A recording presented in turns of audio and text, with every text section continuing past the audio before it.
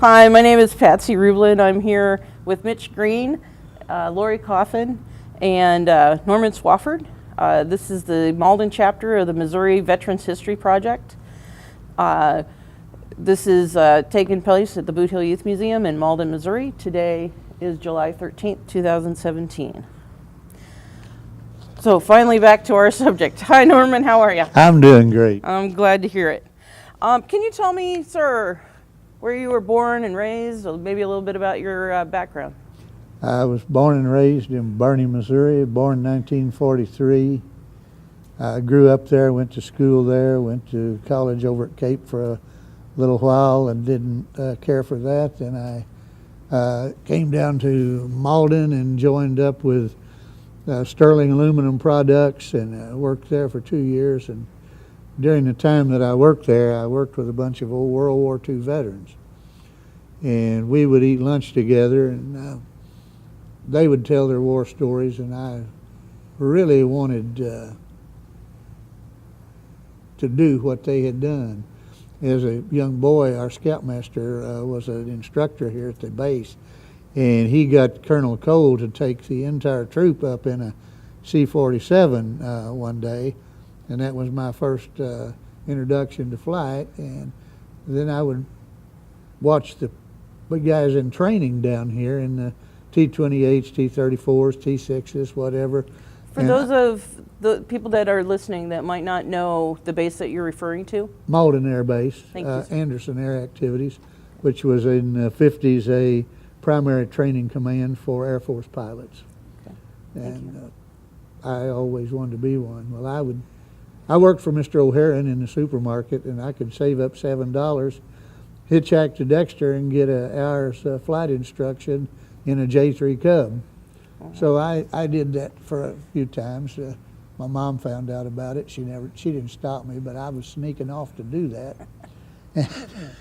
Anyway, I had been bitten by the flying bug and the military thing, so I was getting to the age to where I might be drafted, so I lied to my family and told them I was going to be drafted, but if I joined, I could get what I wanted. So I joined the Army and signed up for Airborne Special Forces and went through the basic training and everything, and wound up at Fort Benning. There was an accident at Fort Benning, which halted my airborne training for a while, but the colonel said, I can send you to Germany and you can finish up over there. So I shipped out to Germany, and when I got to Germany, before I left, my uncle, who was in the Air Force in Germany during the occupation forces, he told me, he said, you know, there might come a time you'll need some help. He said, if you do, he said, you go see the chaplain. So I listened to him, and when I shipped out to Germany, I had my 201 and my pay records. What year was this? 1964. Okay. When you move into a new place in the military, if you don't have your 201 file and your pay records, you don't exist. They'll feed you and give you a place to sleep, but you just do not exist. Well, when I got there, I turned my records in, but somehow they disappeared. And I'm over here in the 8th Replacement Detachment there in Bad Kreuznach, Germany, and I have no pay or nothing, and I'm riding home for money that I had saved. And the company clerk and I became good friends. I'd been there about a month, and we signed out one night to go down to the EM club, and he confessed to me what was going on, that first sergeant was dealing in GIs like you would deal in buckets of paint, and that he would take your pay records and change your MOS, and if somebody needed people here and there, he'd ship you there. Didn't matter what you'd been trained in. Well, I wasn't going to go for that, and we were in an old German SS type barracks caserne. I walked around in the daytime in the chaplain's office. I asked 3 times to see the chaplain. 3 times I was turned down. So I went around the caserne and I found a way through the barrier, and I knew where the chaplain's office was. It gets dark in Germany early in December, so I signed out for the EM club and made for that hole in the fence. And when I knocked on the chaplain's office, he opened the door and I said, "Sir, I'm absent without leave. I've asked to see you 3 times and 3 times I've been denied." He said, "Come in, Swafford." He said, "Sit down and tell me what's on your mind." I told him what was going on, and he listened. And I said, I have an old friend back home who's a doctor who has the ear of our congressman. I said, I can have a congressional inquiry on that general's desk in about 10 days. I don't want to do that, but I will. And he said, "Can you get back on the base without getting caught?" And I told him I could. He said, "You go back to the base and you'll hear from me by 10 o'clock in the morning." Well, I got back standing tall the next morning. This great big tall captain walks in and he said, "I'm looking for Swafford." And I stood up and laid one on him. And he said, "Swafford, there's a Jeep out front." He said, "Put your duffel bag in it." And he turned around to that first sergeant. He said, "And you, first sergeant, get me that man's pay records and 201 file out of your bottom right-hand drawer." Sergeant looked at him he said, "I said now, Sergeant, and we'll talk about this later." And he got my records out and handed them to him. We went out. We got in the Jeep. He stuck his hand out. He said, "Swafford, my name is Dallas Wood. I'm from Leif, Arkansas, and I heard that a boy from home needed some help." He said, "You work for me now." So I started working for Dallas, and I worked in the staff judge advocate section for some time there. And after I'd been there a little while, one of the boys told me, wanted to know if I wanted to make some extra money, that there was a job open in the Rod and Gun Club. He said they need a new manager over there, and he said, "I think you'd be good for it." So I went over and applied and got the job. There was a man there named Chris Christopherson who was the general's pilot. You know him as a singer and songwriter today. But Chris was the general's pilot, and he was custodian of the fund. And I got to know him working in the club there. We had slot machines, and when we'd rob the slot machines, he'd have to sign off on the count. Anyway, he played music in there about 3 nights a week, and it was a really neat experience. Well, on a long story short, one Sunday night, the Armed Forces Radio Network came on and said, "We interrupt this program to inform you that we've just bombed Haiphong Harbor in North Vietnam." Well, everybody's hat went in the air. And I told you I was the manager of the club. Well, I had a free beer allotment that I could give away each month. And I made sure that the right people never went thirsty. I was a powerful E4, had a lot of influence. And our NCOIC of personnel, he sat at the corner of the bar every night. And I leaned over and I said, "Mac, I want to go to flight school." Well, at that time, it took about 6 months to a year to get into flight school.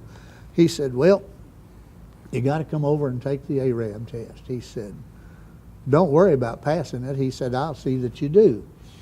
So I told my first sergeant what I was doing. I went over the next morning, took the test, went back and opened the club up about 5 o'clock. Mac came in. He sat down on his stool, and I shoved him his drink. I said, "Well, how'd I do?" He said, "Do you know how to fly?" And I told him I'd had some flying lessons, and I was always interested in aviation. He said, "Do you have any long-term obligations here?" And I said, "No." He says, "Well, you wanted to go to flight school." He said, "You're gone." He said, "You just made the highest score on that test that's ever been made in the European theater." And he said, "As we speak, it's on the courier jet headed for Washington." He said, "When they get it, they're going to cut orders on you and put them on a return flight coming back." He said, "You won't see another weekend in Germany, Norm." Friday night, I was downtown having a good old schnitzel and some home fries. And the officer of the day walked in and said, "I'm looking for Swafford." And I stood up, saluted him. He said, "Let's go." I said, "Where are we going, Lieutenant?" He looked at his watch. He said, "You got 2 hours to catch a plane in Frankfurt. You're going to flight school." And that quick. I applied on Monday. I was on my way on Friday. Wow. I don't think that's ever been done before. That's exciting. So I started primary flight school out in Mineral Wells, Texas. 500 of us started. And when we walked across the stage at Fort Rucker, Alabama, 175 of us graduated. There was a tremendous attrition rate in flight school. The little block on the checklist where it says judgment, did you know you can't teach that? You either have it or you don't. And it washed a lot of people out. Well, I graduated from flight school and got assigned to Fort Campbell, Kentucky, and formed a new unit up there, and we took that unit and moved it to Vietnam, and we were on a C-141 and landed at a place called Benoit, and they let the back ramp down on the aircraft, and they had issued all of us officers a .38 special and 5 rounds of ammunition. When we got off of that airplane, and we all had our pistols drawn, and one of my classmates was standing on the runway in a Hawaiian shirt with a cold beer, said, "Welcome to the war, boys." And he took us over to what they called an officers' club. Actually, it was a wooden floor with a tent over it and cold beer inside. And we sitting there talking, and all of a sudden, I didn't know it, but there was a 155 millimeter artillery battery out behind that place, and they received a fire mission. And let me tell you, that'll wake you up quick.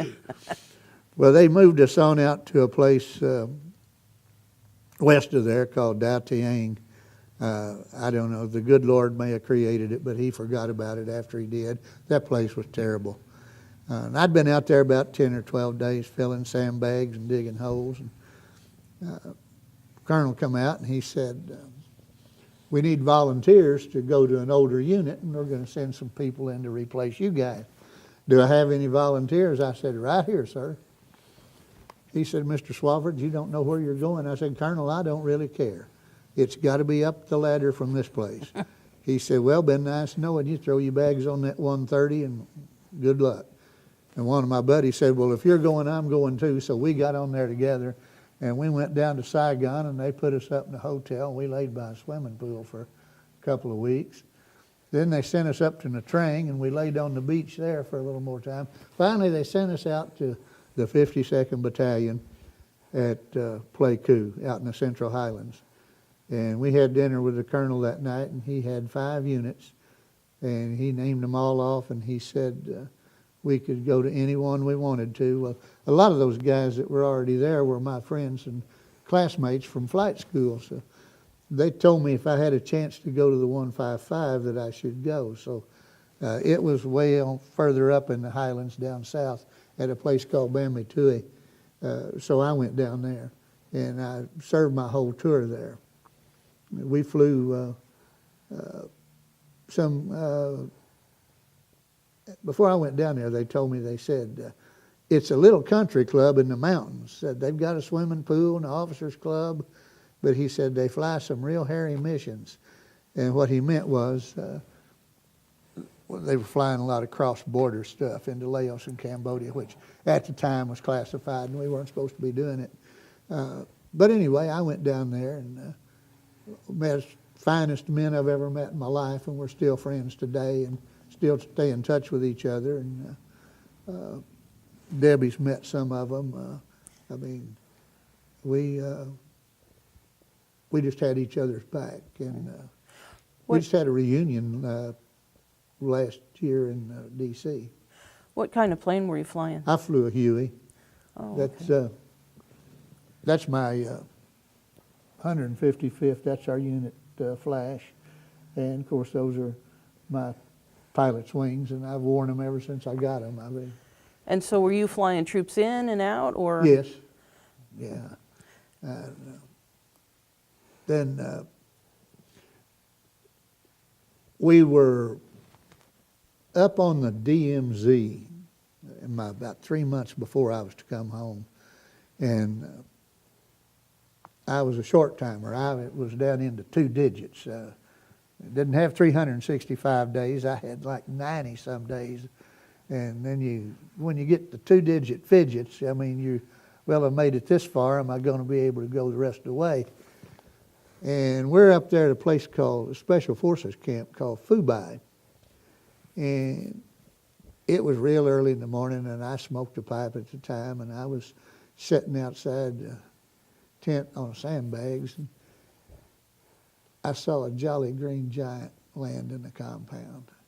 Jolly Green Giants were the Air Force Air Sea Rescue, and they went after downed pilots. When I saw that Jolly Green land, I knew where we were going. I'll be honest with you, I really wasn't wanting to go. You could lose your lunch in North Vietnam. And I would have went had it turned out that way, but I was sitting there and the XO major come out and he sat down by me and he said, Norm, I need a favor. I said, yes, sir. You majors are always asking us W-2s for favors. He said, no. He said, you don't have to do this. But he said, you and I are going to go home about the same time. And he said, right now we're short about 20% of our TO&E, that's the unit's equipment. And he said, if that is not replaced by the time I go home, he said, I'm going to get a bad ER and my career's over. And he said, I happen to know that you're real good at laying your hands on government equipment quietly. And he said, here's the deal. He said, we've got a helicopter out there. The radios are out of it. We can't take it on the mission. He said, can you find your way home without radios? And I told him I could. He said, I want you to take that aircraft back. And he said, I want you to sign for everything in the unit just like it's there. He said, let the other officer go home. He's going to go home this week.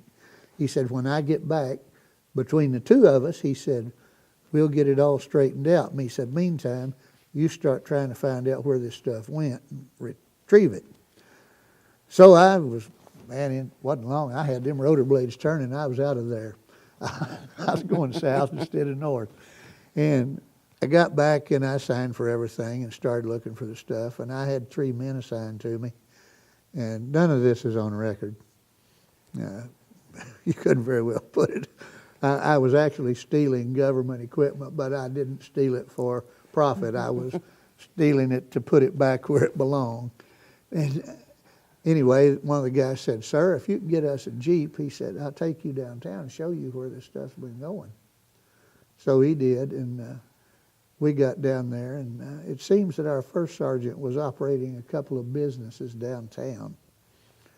And he knew I had found this out, and when I got back to the base, he had all of a sudden packed a bag and taken a 60-day leave to the States. He jumped on a C-130 and got out of there. We never saw him again. He was dealt with stateside. But long story short, I did manage to round up the equipment. I discovered there was a huge frozen food locker down at Cameron Bay. And I could take 2 captured AK-47 rifles down there and get about anything I needed and put it back in inventory. I traded 2 bacon-wrapped cases of filet mignon to an MP colonel for 2,500 bed sheets. Wow. He called me and he said, sir, he said, Mr. Swafford, I understand you need 2,500 bed sheets. I said, yes, sir, I do. He said, can you promise me that I can eat steak for the next 2 months that I'm here? I said, yes, sir, I think I can do that. He said, you have your helicopter on the pad at Cameron tomorrow at noon and have my steaks. And he said, I'll have your bed sheets. I landed at Cameron Bay. They loaded the bed sheets on the aircraft. I gave him his steaks, and away I went. And that's pretty well the way I got most of that equipment back. Was just horse trading. But like I said, I never sold any of it. I never made a dime. But I considered myself a modern-day Robin Hood. I would steal the stuff and give it to the men. That's great. But, we were out on one of our scrounging missions one time, and we landed it in a train to have lunch. And there was an organization in Vietnam called Air America. Actually, Air America was Uncle Sam's private airline, run by the CIA. Those guys were mean. They They didn't answer to anybody. And they had on their helipad there at Natrang, there was a pallet of Budweiser beer, and it still had the cargo net and the D-ring on it for sling loading it with a chopper. And my crew chief, he said, "Sir, look over there at that Air America pad. They got a pallet of Budweiser." He said, "Let's get it." I said, "We're here to eat lunch." I said, "We need to go eat." So we went to eat. I got them something situated to eat, and then we went to the officers club. We're coming back. I was strapping in the aircraft, and I looked back. My crew chief wasn't in his seat. I asked the gunner, I said, "Where's the chief?" And he points like that. And he's sitting up on top of that pallet of beer with a D-ring in his hand doing like this. So I hovered up, come over the pallet, and he hit the D-ring on the hook, swung up in his seat, and away we went. We made it back to Bambi Toohey with that stolen pallet of beer and didn't get shot down by Air America. That's awesome. So tell me what it was like flying troops in. Scary. So how many guys would you be bringing in? And at first we didn't have more than 4 or 5 back there because we were flying the D model Huey. But after we got to the H models, the 1400 horsepower, well, you could have 8, 10 guys back there and take that many in and get that many out. And so would it be typically you guys would meet, discuss the mission, or was it more like on the fly, loading people in and getting them out? Well, it was all very well organized. These missions were planned, and we'd go in what you'd call it like a tail chase. It's one aircraft right behind the other, and this first one, he sets down, and you're coming in right behind him, and he sets down and kicks his people off, and you sit down, and you just keep doing this. You don't wait because somebody's coming behind you, and Right. he needs that spot. Right. Okay. And so you do that all day long? No, it wasn't. It wasn't all day long. You didn't have those missions every day. Sometimes you had what we called ash and trash, which meant you might be hauling pigs or chickens or Vietnamese natives or mountain yards or just anything like that. If you could get it on a helicopter, we carried it. And why would you be taking Vietnamese natives places? Well, they were our allies, and we were there to help these people, and Okay. that was part of it. So was it the village had been under fire, and so you're helping people get out, or were these military folks, or No, they were civilians. They were just, needed a ride? yeah. Yeah, well, our call sign was Stagecoach, Neat. That's cool. so we transported a lot of people. And how did you get your call sign? Well, I was Stagecoach 4, and Colonel Fleming was the commander when I got there, and the 155th, the Slicks, which were the troop carriers, were called the Stagecoaches, and our gun platoon was called the Falcons. And we were the Stagecoaches and Falcons. Oh, okay. And everybody had a call sign. Cool. What's your most vivid when you think about being over there? What's your most vivid memory? Oh, golly. I'm writing a book, and a lot of it's in that book. But, you know, a lot of it's like it was last month. Most veterans are that way. There's not a day goes by that I don't think about something over there or the men I was with. And with the advent of Facebook, where we're able to talk to each other a lot, one of my buddies, one of my best friends was a man named Kenneth Acker. Kenneth was he was an official with the FAA and played a pretty good role in the 9/11 thing. John Grow was one of our gunship drivers. John's down in Fort Worth, Texas. My platoon leader was Bud Henry. He's in Dallas. He's retired Colonel Henry. Always said he would have made a great general. He'd made a good president.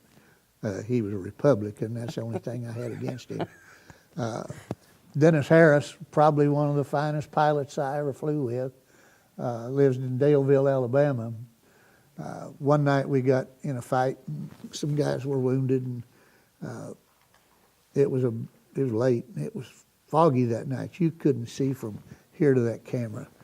And Dennis is in operations, and he's got the medevac flight that night. And the operations officer asked him, said, "Who you taking with you?"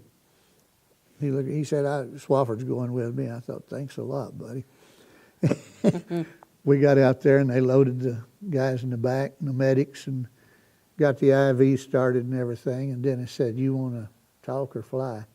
Well, Dennis was aircraft commander, and the talking that I said, "I'll fly. You're the AC." So I did the flying that night, and it was ITO straight up into the fog. And when I hit a couple of 100 feet, I just nosed it over, and away we went. And we were in that soup all the way from Bamitui to a place called Fuhip on the coast where the MASH hospital was. And Dennis and I were discussing that flight last year. We'd stopped to see him down at Daleville, and we sitting there in his kitchen drinking coffee, and we talking about, he said, "Do you remember we lost our electrical power?" I said, "No, I'd forgot about that." He said, and then the medics, he said, "We're flying, you're flying, and I'm pointing a red cell flashlight at the instrument panel." And he said, the guys in the back, the medics say, "Hey, can we borrow the flashlight to check the IVs?" I said, "Yeah, don't drop it, it's all we got." He said, "They did." He said, "Fortunately, we didn't lose it or break it," and he got it back up there. And then when we got in closer to Fuhip, well, we're still in, it's like duck soup, the fog's so thick.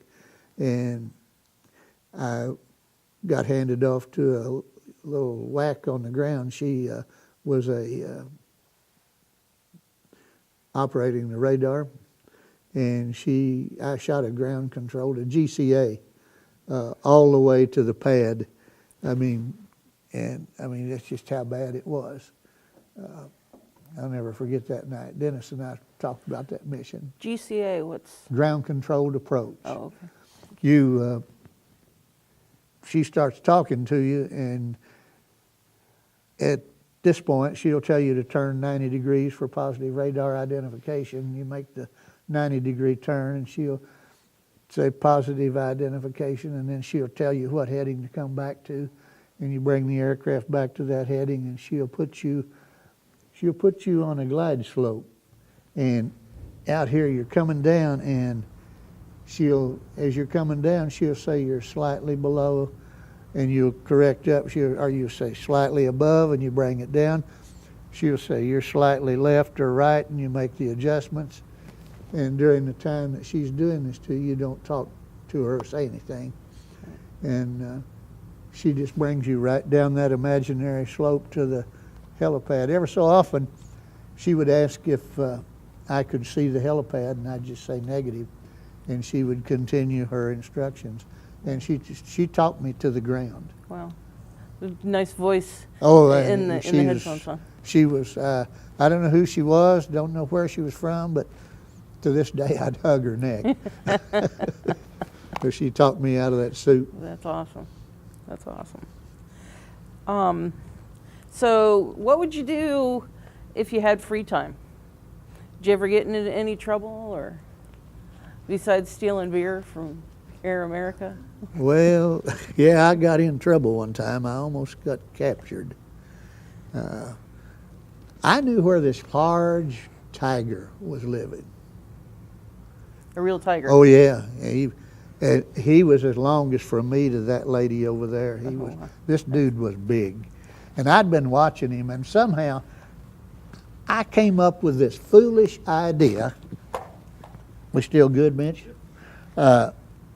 Foolish idea that I was going to kill this tiger and get his hide and bring it home with me. Well, one day about a month before I was to come home, I said, we got this brand new aircraft. Said, you need to take it out and put some time on it and be sure it's okay. Just a kind of a test flight. So I thought, now's my chance to get my tiger. So I got one of my buddies to go with me and fly as co-pilot. And I got the best door gunner in the company. Old boy from California, Jimmy Bales. Jimmy could part your hair with an M60. And this tiger hung out around a place called Finger Lakes, about 30 miles south of our base. It was a very wild jungle area, and they called it Finger Lakes because these 3 lakes lay between these little mountain ranges, and it was just jungle. But I knew where that tiger hung out, so I headed for that spot.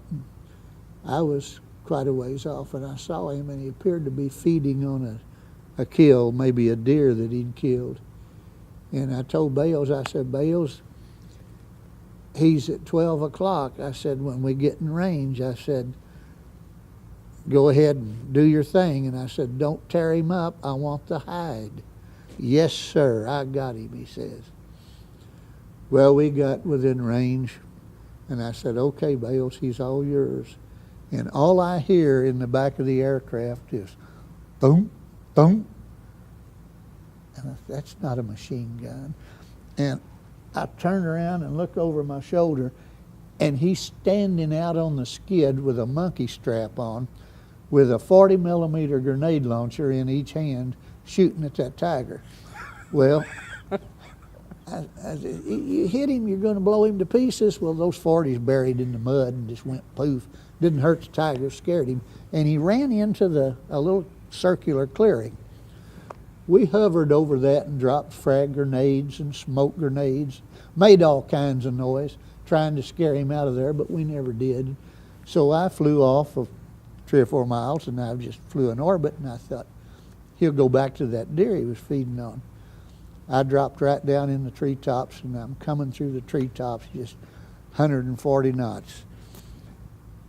And as we broke over that tree line and looked down, just a rough guesstimation looking back up at us, and I saw the little red stars on their pith helmets, was about 35 or 40 North Vietnamese regulars.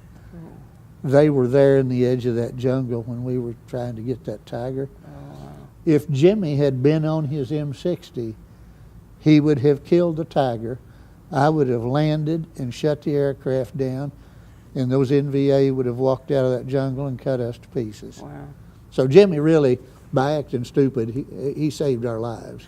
We were really all acting foolish because we didn't have any business down there, and then I found out I couldn't have taken the hide home anyway. They were selling them in Bangkok for $150, but they wouldn't let you bring them home if you bought one, so it all worked out for the best. And At least the tiger. that old I'm sure tiger's thought- still living, I hope. That's 50 years ago. That's a great story. So, let's see. Describe your co-pilot to me. Like, did you always fly with the same person? Did that change a lot, or? Usually you did, but it changed up. Kenneth Acker and I flew together a lot. Kenneth had been there a long time before I got there, and he was a fine pilot, and I had confidence and trust in him, and I loved flying with Ken.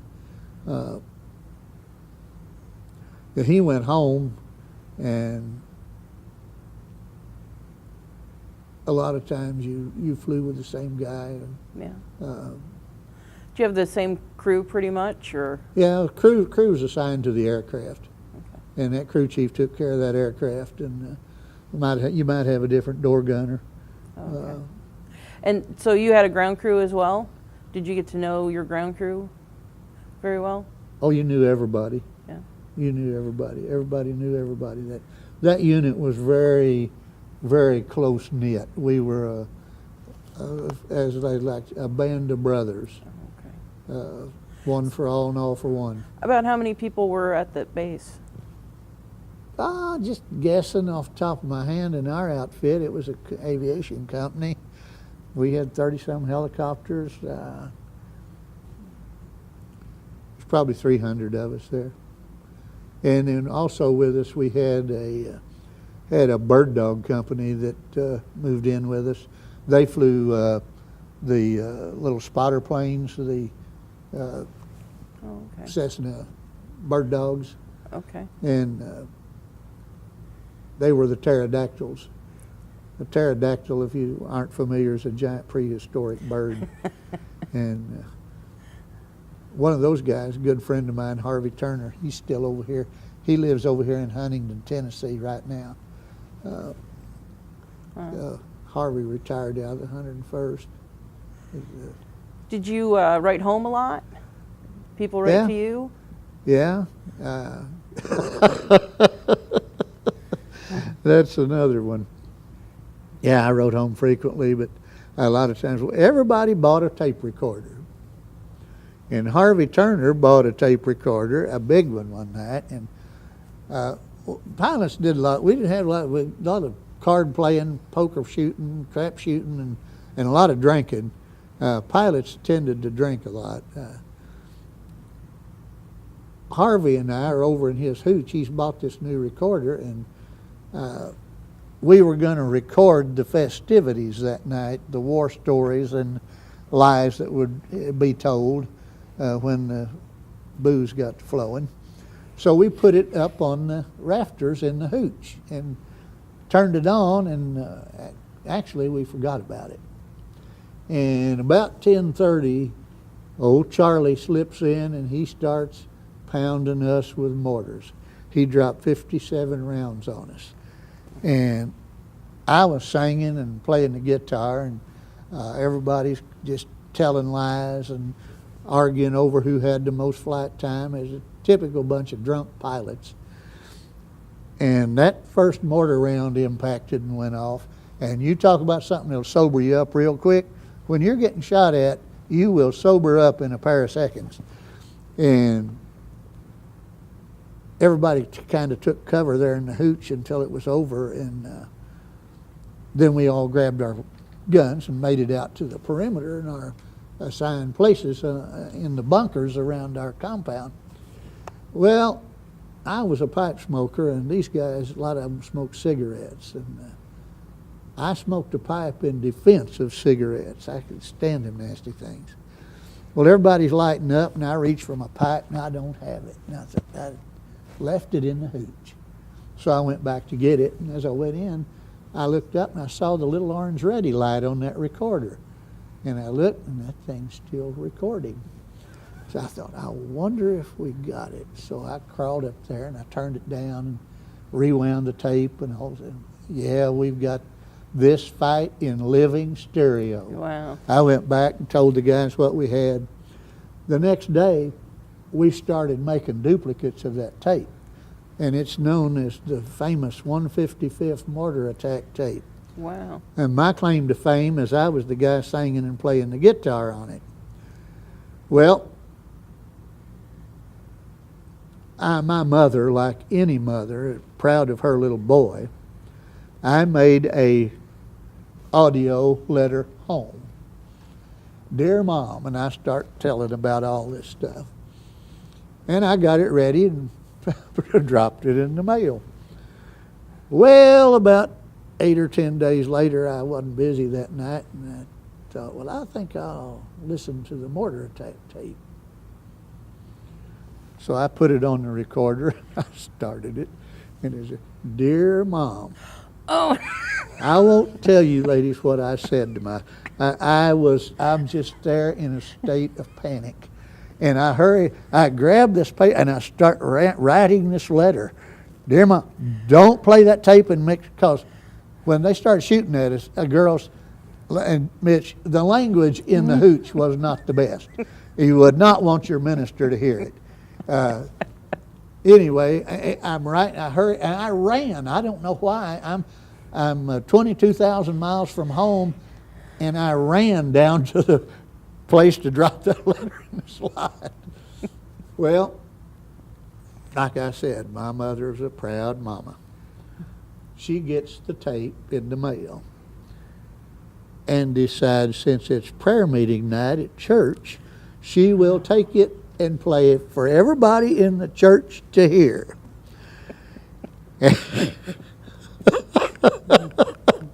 You'd have to hear this tape to really appreciate this. But I mean, here is a bunch of guys under fire in combat, and our language is not the best, and you could, the shells and 50 caliber machine gun and M60s, I mean, it's a firefight. And my mother plays that for the entire church. She got the letter. She wrote me back. She said, well, son, I got your letter, but it was a little bit too late. I had already played the tape for the whole church. That's a great story. Oh, that was, only my mother would do that. Rest her soul. So, did you stay in the military after Vietnam, or?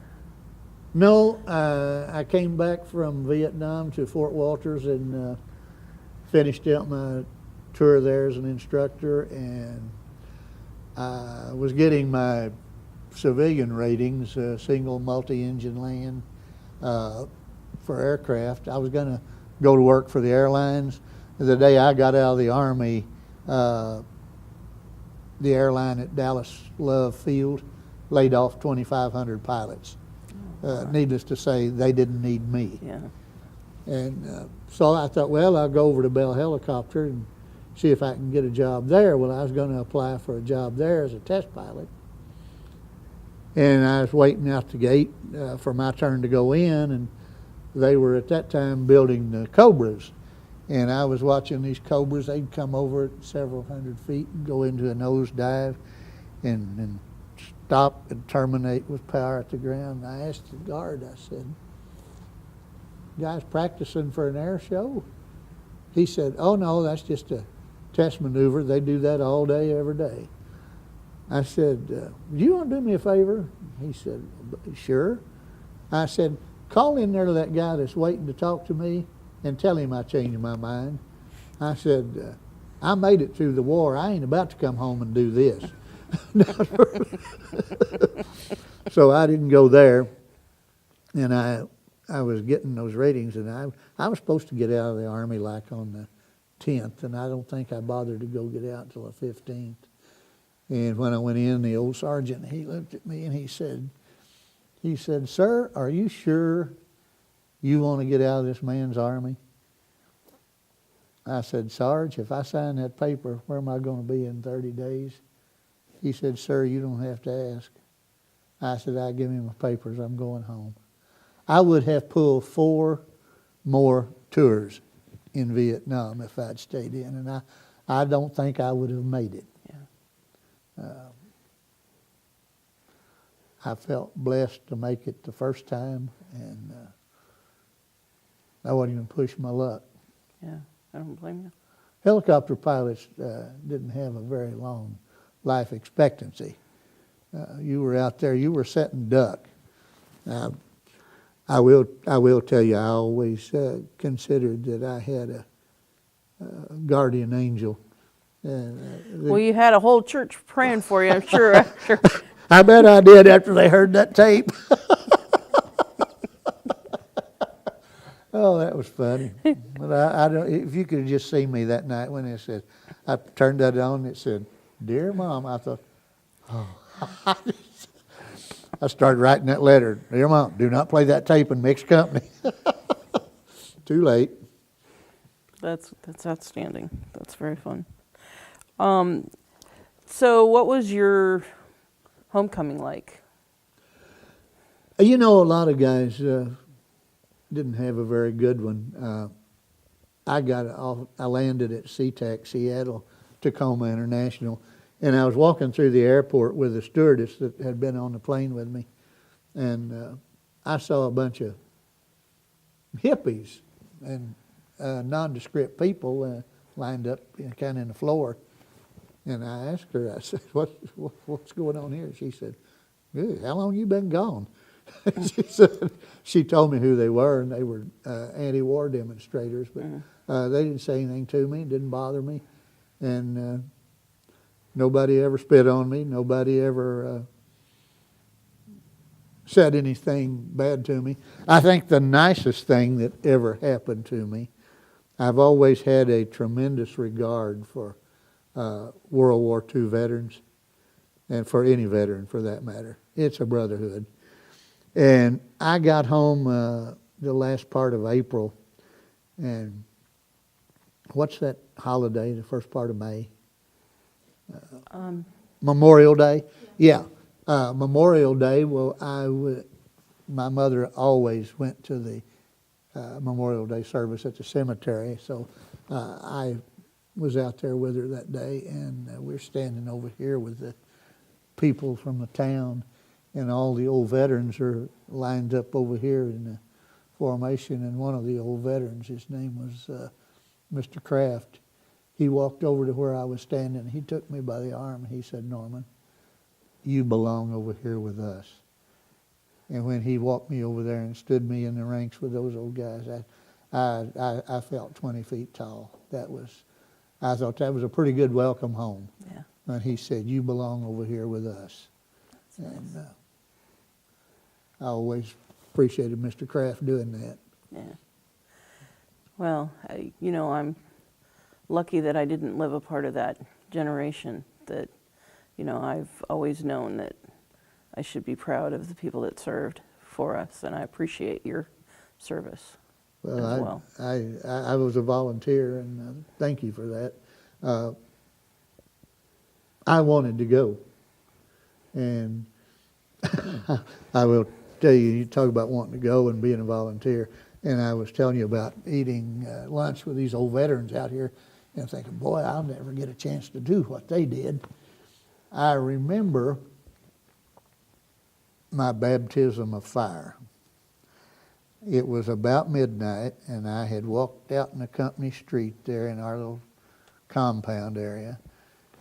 And down in the area where we parked our helicopters, called the corral, I would see these bright flashes and this boom, boom. I thought, wonder what that is. Because I'd never seen it before. I hadn't been there very long.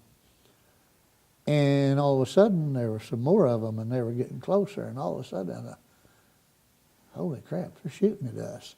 And there was a drainage ditch over there to the right. I made a dive into it, and I dove in that ditch and stayed in there till it was over. But that was the first time I'd been shot at since I'd arrived over there. In line with that story, a couple years ago, I had a friend and acquaintance who was a survivor of Pearl Harbor. His name was Lee Botts. Lee was an older gentleman, and he happened to be standing on the deck of the battleship Nevada when the Arizona was hit. Oh, wow. And when it blew, the concussion blew Lee into the water. He survived. And we are both in Mr. Stafford's barber shop at Bernie, and Lee and I got to discussing our baptism of fire in combat. And then one war story led to another, and I'm in the chair, and Mr. Stafford is cutting my hair. He'd never been in combat. He served in the occupation forces of Germany with my uncle. And Lee and I kept telling these war stories. And when I got out of the chair, I didn't have any hair left, because as long as we told stories, he just kept cutting. And I looked in that mirror and I said, Lee, we can't do this in here anymore. I ain't got any hair left. I said, as long as we told stories, Harold kept listening and cutting. I was almost bald-headed when I got out of that chair. So, have you been to the wall in D.C.? Yes, ma'am. Do you have a lot of friends there? There's several on there, one in particular. He's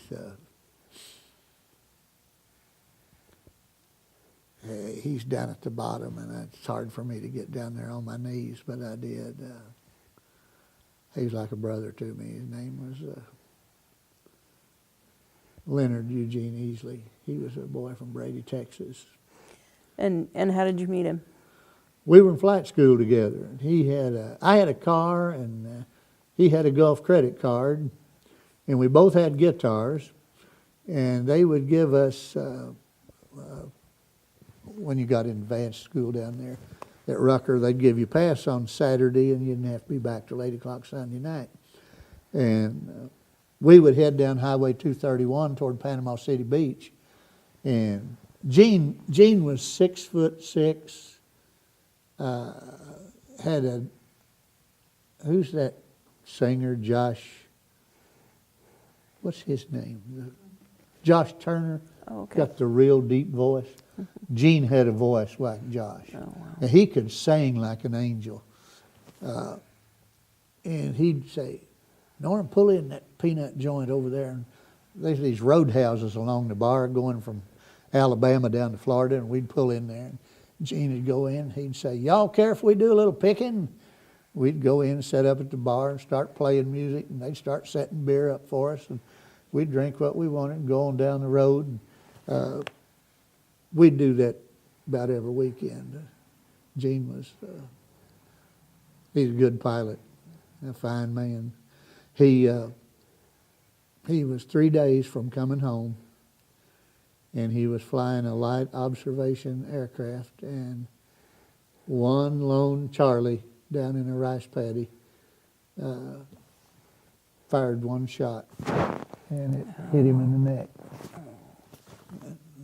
He didn't make it. Did he have family? Gene, yes. His wife's name was Fayreen, and he had 2 sons, and they were from Brady, Texas. Did you ever get a chance to meet them? Oh, yeah. They were at, when we were going through flight school, Fayreen was down there, and the boys, and he was actually living off post with him at the time, but I knew his family, yeah. I'm sure if they listen to this tape, they'll enjoy listening to the story about him. Oh, Gene, it's hard for me to talk about him. He's the closest thing I ever had to a brother. Just a really great guy. You just get closer to some guys. Like my friend Kenneth Acker, he lives in New Hampshire.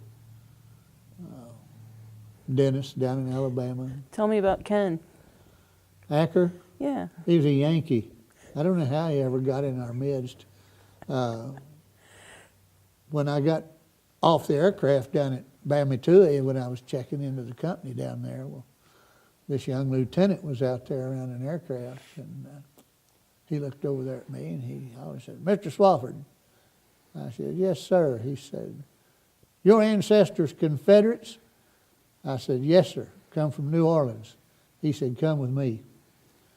I went with him. He took me in the colonel's office, and he said, Colonel Fleming, Mr. Swafford, one of our new pilots, he said, he'll be coming to my platoon. That is, if you don't object, sir. Colonel never looked up. He said, must be another boy from the South. And then he looked up at me and he said, Swafford, welcome to the 155. Bud don't allow no Yankees in his outfit. He said, you either got to be from the South or you can't be in his platoon. I always wondered how Kenneth got in, being from New Hampshire. He was just such a really great guy. He's a good friend. My wife Deb likes him. He's just solid gold people. He's retired now. And so after the war, what did you end up doing for a living? Well, I knew how to do 2 things, fly a helicopter or take pictures.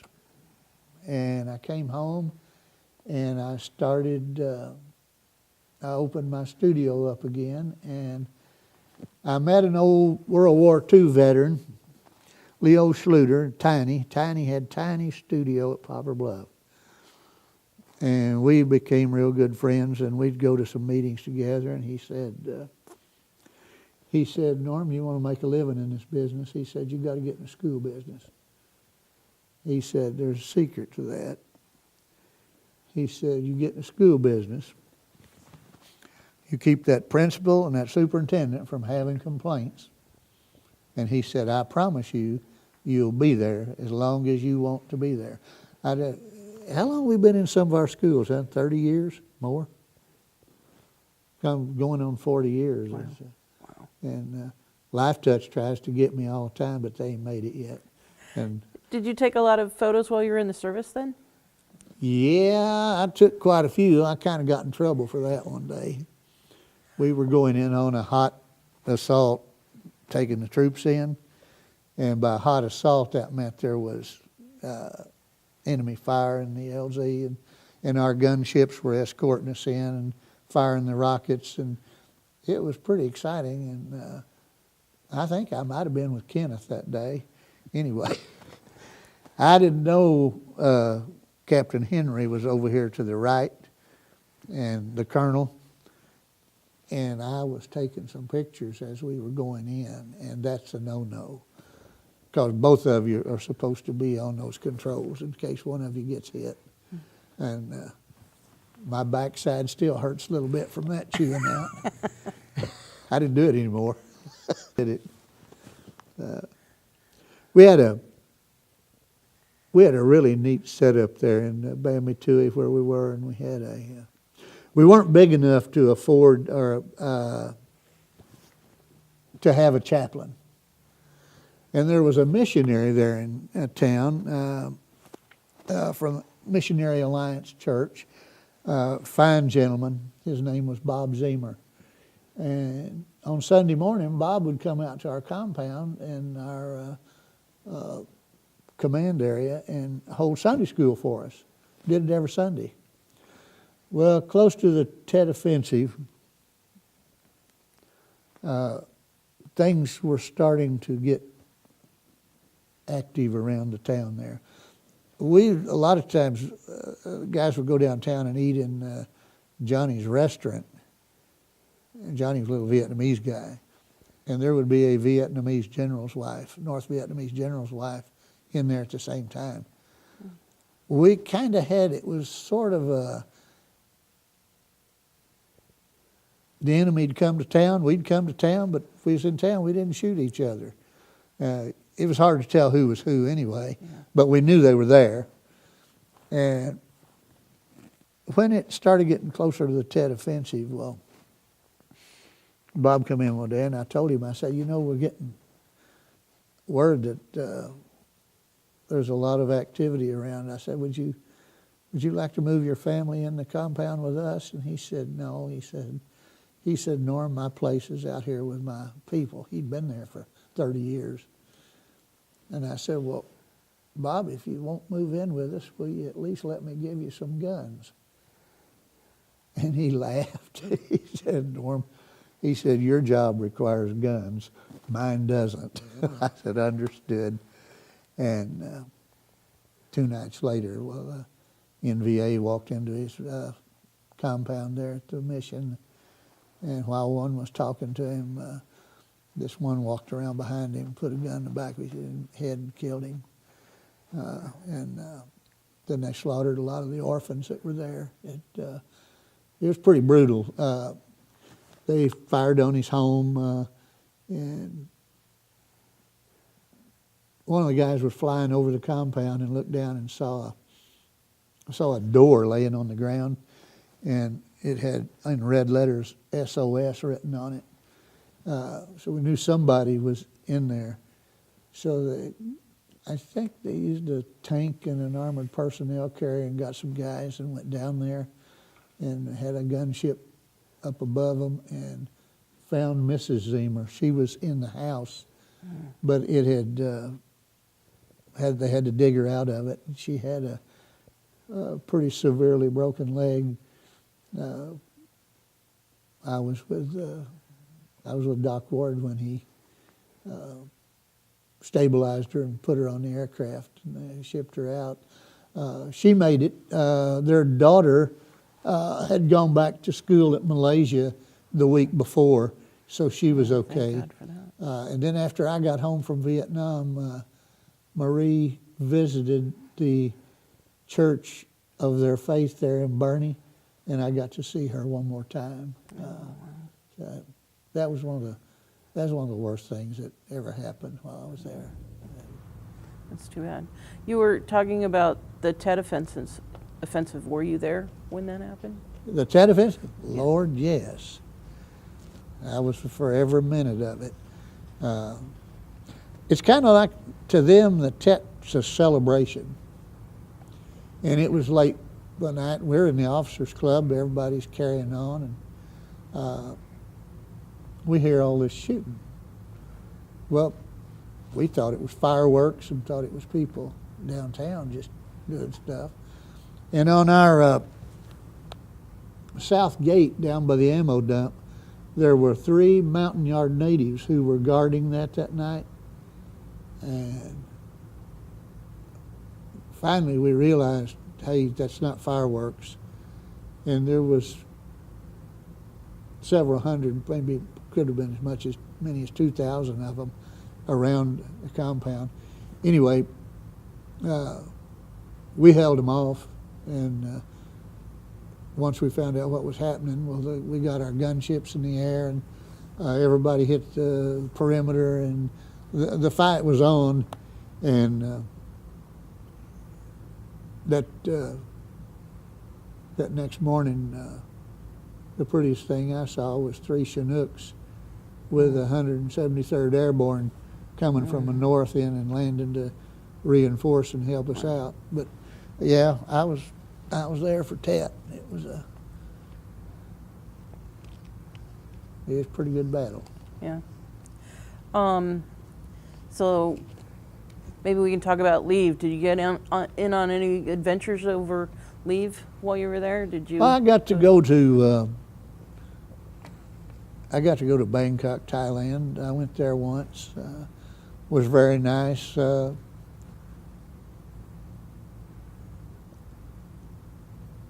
was hungry. I just wanted some good food. And one of the guys said, hey, he said, you're going to Bangkok, said, you got to eat a Kobe steak. I said, what's a Kobe steak? And he said, hey, she knows. They're about that thick, and you can cut them with a fork. It's unreal how good they are. I think I ate 7 while I was there. I mean, I just couldn't get enough of it. And that's where I saw the tiger skins for $150. Should have bought one instead of trying to kill that other one. Then I went down to, missed a seat to Australia by 1 seat on the plane, and went down to Penang, Malaysia. Beautiful place. Island off the coast of Straits of Malacca, off from Georgetown. Just a gorgeous place. I spent a week there, and I don't think I spent more than $100 American in a hotel, the food, even had a driver and a car. Wow, and, nice. On a funny side, we were on one of these R&Rs. I think this happened in Malaysia. Those Oriental tailors were always wanting to sell American GIs a new suit. Well, she knows where this is going to. So me and the lieutenant, we go downtown. And now, I weigh 220 pounds. When I came home from Vietnam, I weighed 145 because I had lived for a couple of months on fruit cocktail and Del Monte peaches. Like I told you, I was hungry. I couldn't stand to eat them slimy eggs. And anyway, we go have these suits. We're about half drunk. We'd been drinking all day and decided we'd go get us some suits made. That tailor, he's measuring us out for these suits, and I think I bought 3 and the lieutenant bought 3, and we paid him a deposit, and they were going to ship them to us. Well, I got home and I started getting these notices from this guy that my suits were ready. And after we sobered up and we were getting ready to go back to Vietnam, Lieutenant says, Norm, how much you weigh? I said, about 145. He said, well, me too. He said, how much you figure we going to weigh when we get home? I said, uh-oh. Them suits ain't going to fit, are they? He said, not hardly. After about 3 notices, I sat down and I wrote the guy a letter, and I told him, I said, I'm sorry to inform you that Warrant Officer Swafford has passed away. I told him I died. I probably shouldn't have done that, but the poor guy he wanted to ship me the suits, and I didn't want them because I knew they weren't going to fit. That's funny. That's funny.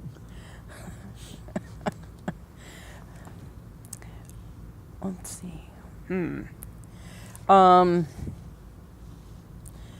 don't think I have any more questions. Do you have another funny story you want to tell me?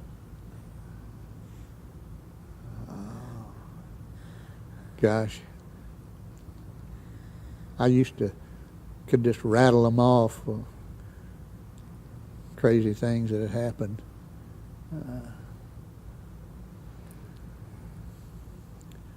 I got ready to come home, and it was kind of a custom that you could fly your helicopter to Cameron Bay, and your co-pilot would bring it back. That's how you got home. We had a operations officer that was, I'm trying to be nice, anyway, he was a creep. And I walked in to get my aircraft to go home. I was packed up and ready to go. He said, well, we're not doing that anymore. You're going to have to catch a C-130 out of East Field. I wasn't happy. I made the statement that was a good thing for him. I'd already turned in my 45. And I went out of there and I kicked something in the company street. And Captain Fontaine Williams was walking by. He was a fixed-wing pilot, pterodactyl. He said, whoa, whoa, Norm. He said, slow down. He said, you're going to stroke out. He said, what's got you riled up? And I told him what was going on. I said, he won't let me have my aircraft. He said, you ready to go? I said, yes, sir. He said, get your bags. He said, I've got the General's Baron down there on the strip. He said, man, I'll take you out in style. I threw my bags in the General's airplane, and Captain Williams flew me to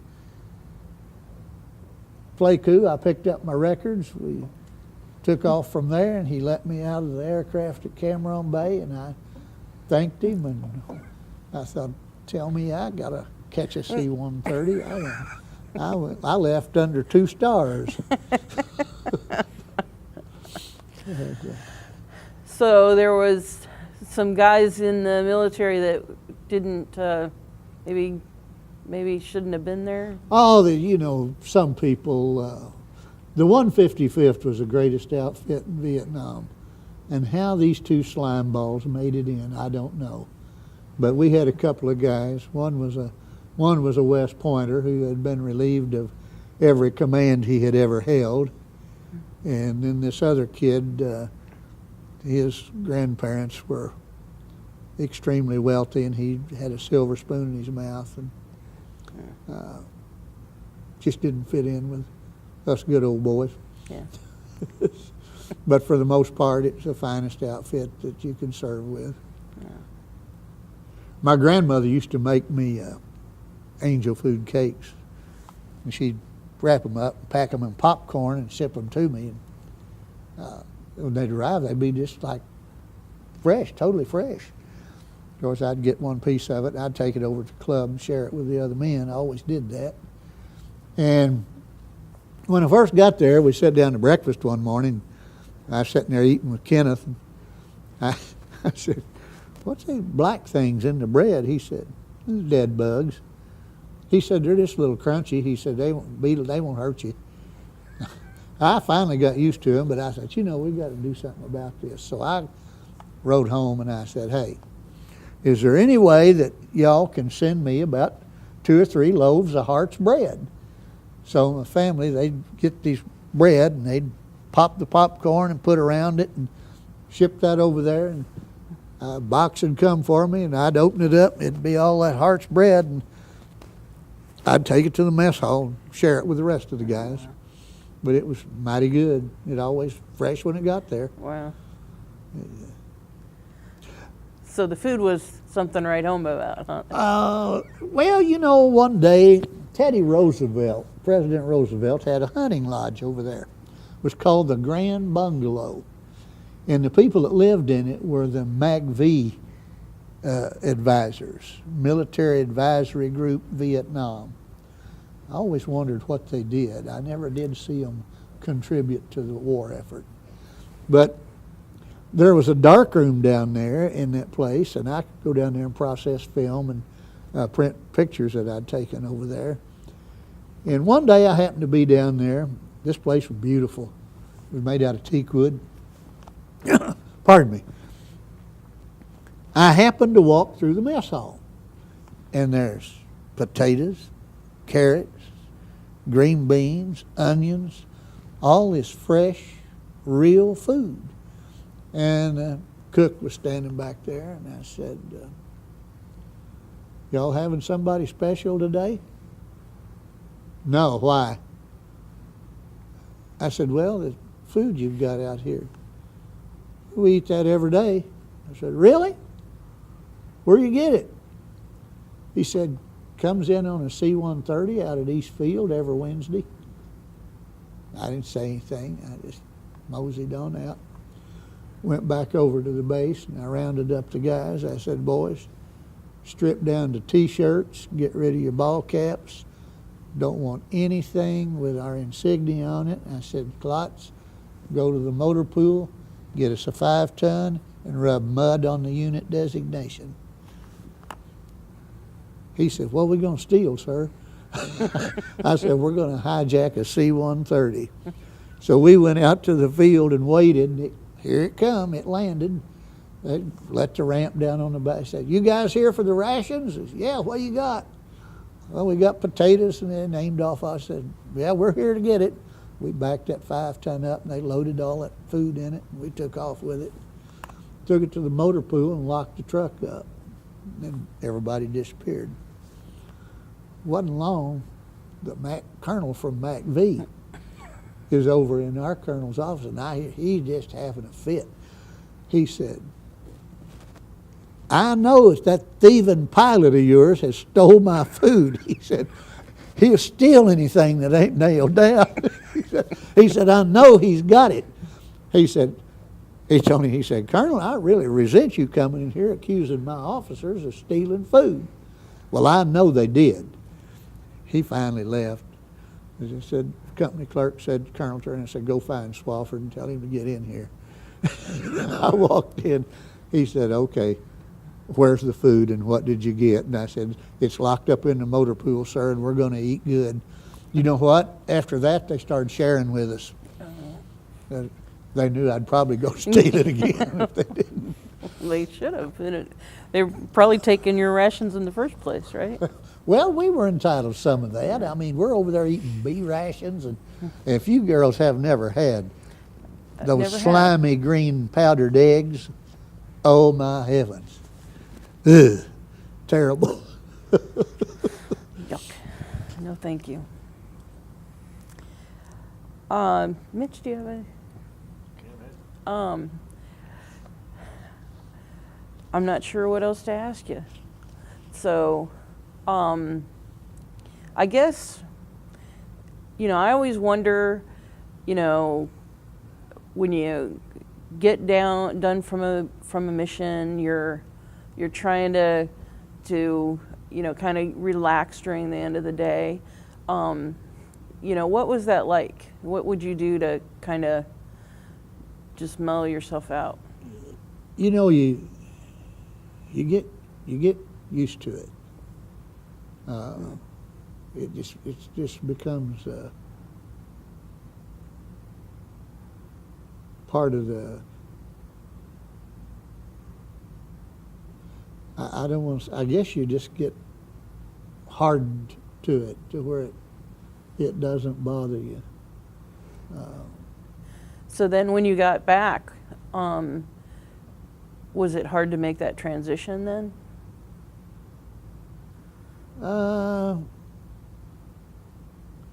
It changes you. It changes you. You look at things different and react to things differently. And, you're never the same after you've done that. Some people, they call it PTSD. I don't, not right now.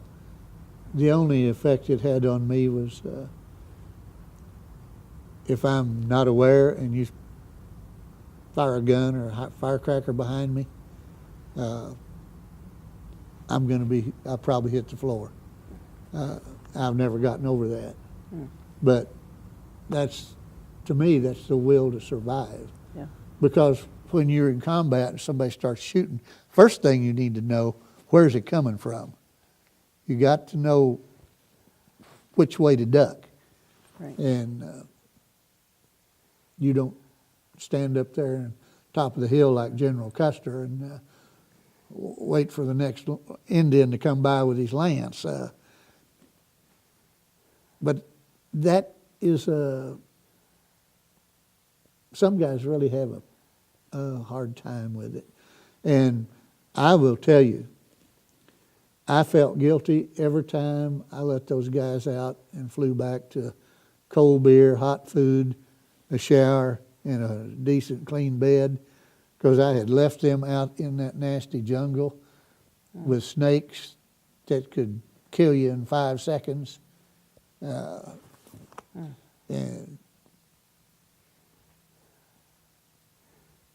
it bothered me. Did you fly the same guys in a lot, or was it usually different crews? Or We never knew who we were going to have back there. One of my first missions when I got over there, Kenneth was he had the duty that night, and he got a call for a medevac down at, I think, a little special forces camp called Onlock. And of course it's dark, it's midnight, and we're flying out across the jungle. And, he's talking to the Green Berets there at the camp, and they had some kind of a device that we could see, and we were making an approach to. And these green basketballs were coming toward the aircraft. And I asked Ken, I said, what in the world is that? He said, well, they're green, Norm. He said, those are Russian tracers. And he said, between each one of those, there's 4 that you can't see. I said, oh, they're shooting at us. He said, right. So we turned all of our lights off. We made our approach in there. They didn't hit us that night. But when we got there, the thing about Mountain Yard natives, if one of them is sick or needs to go to a medical facility, the whole family goes. I mean, that's just how it is. Well, we're down there in the Highlands, and we're in this old 750 horsepower D model Huey. We can't take the whole family. And some of the little Mountain Yard soldiers, they're little bitty guys. They're good fighters, and they were trustworthy, and I really respected them and thought a lot of them. But when they had their grenades on their harness, they would straighten the pins in the grenades. A hand grenade, the pin is bent over so it can't come out. yeah. And an American puts his finger in that ring and he pulls it, he straightens it out then. Well, these little guys, they'd straighten theirs out so they didn't pull so hard. And I looked around over my shoulder. We're sitting there in that compound, and the Green Berets are trying to load this wounded Mountain Yard on board. And his family's getting on with him, and they're not wanting to get off. And things are starting to get a little bit hairy. And I'm looking at those grenades with those straight pins in them. And finally, enough of the Green Berets came out and got them off. And when they got them off the aircraft, well, we took off and got out of there. But I was a little nervous that night. I'll bet. That Kenneth and I were on that flight together.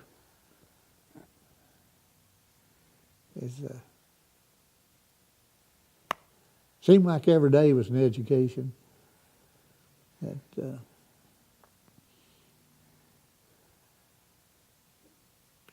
a lot of times I didn't expect to make it home, but like during the Tet Offensive, that night I'd already give up ever seeing the sun come up the next day. And like I said, them old dirty 173rd Airborne troopers sure did look pretty.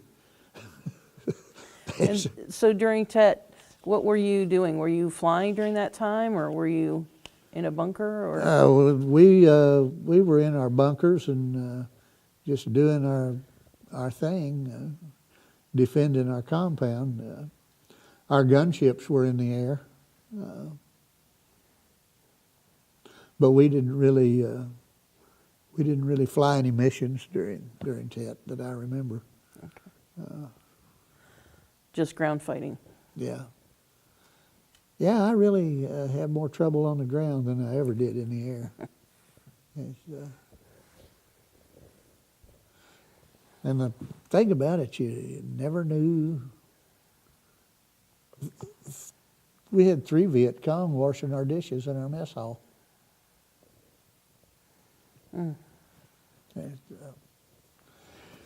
They would get in the compound with you. You couldn't. It'd be just like here in Malden. If some of the citizens in Malden were the enemy, and you didn't know it, you couldn't tell them because they looked like everybody else. Yeah. But this one during period right before lunch, he was in his black pajamas. He had walked down to the far end of our corral where we parked the aircraft, and as he'd walk along, he'd take this piece of paper out of his pocket and he'd make a note on it and he'd put it back in his pocket.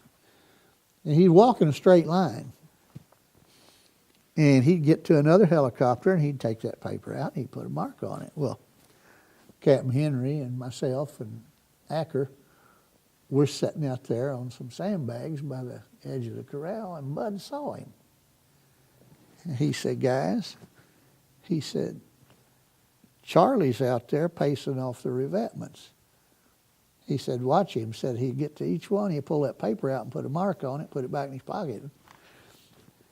He said, when he gets up here, he said, Swafford, you stay up here. He said, Acker, you go over to that side of the gate. And he said, when he gets between us, we're all going to draw on him. And we let him get up there, and when he got up there to us, well, we all pulled our 45s on him and captured him right there, and then found out we had 2 more in the mess hall. But they were living with us. Wow. So, Wow. That's scary. They did burn all of our helicopters one night. We didn't have anything that would fly. They'd get in the compound with you, and they called them sapper squads, and they'd have these explosive satchel charges, and they'd run down through our area throwing those under the helicopter. Well, the fuel cell, the fuel bladder's on the bottom of a Huey, and that thing blows up. Well, it sets that on fire, and they burned everything we had that night. Of course, the next day we got on a bird and flew down to Saigon and got brand new ones, and we was back in business. But wow. That happened a lot? Only happened one time. One time did they do that to us. Could have happened more than once, but Yeah. quite a time. Well, thank you so much. This has been really, really great. An honor to do it. Thanks for asking me. Well, I'm really appreciative of your service, and thanks for coming in and doing this. This is awesome. It's, I'm glad to do it. I was really, I was proud to serve, and it's probably the most important thing I ever did in my life was to serve in the United States Army and serve with the fine men that I served with in the 155th in Vietnam. I've always said they were the finest bunch of men I ever knew. And most of us still friends today. That's great. Yeah.